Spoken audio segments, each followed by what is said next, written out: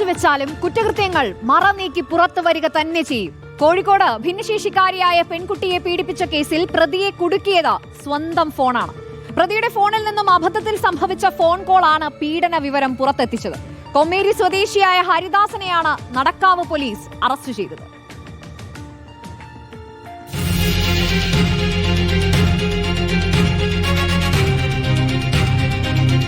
കോഴിക്കോട് സ്വദേശിയായ 6ാം ക്ലാസ്സുകാരിയെ 2022 മുതൽ ഓട്ടോ ഡ്രൈവറായ പ്രതി പീഡനത്തിനിരയാക്കിയെന്നാണ് പരാതി. ഭിന്നശേഷിക്കാരിയായ കുട്ടിയെ സ്കൂളിൽ കൊണ്ടുവിടുന്നതിനായി ഓട്ടോ ഡ്രൈവറെ ചുമതലപ്പെടുത്തിയിരുന്നു.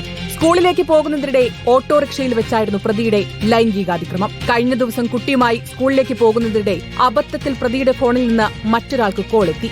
പെൺകുട്ടി കരയുന്നതും പ്രതി അശ്ലീല വാക്കുകൾ പറയുന്നതും കേട്ടതോടെ മറുതലക്കിലുള്ളയാൾ ഫോൺ റെക്കോർഡ് ചെയ്തു.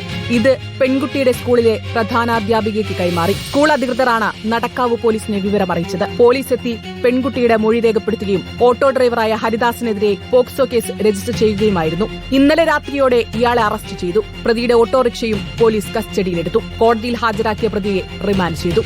റിപ്പോർട്ടർ, കോഴിക്കോട്.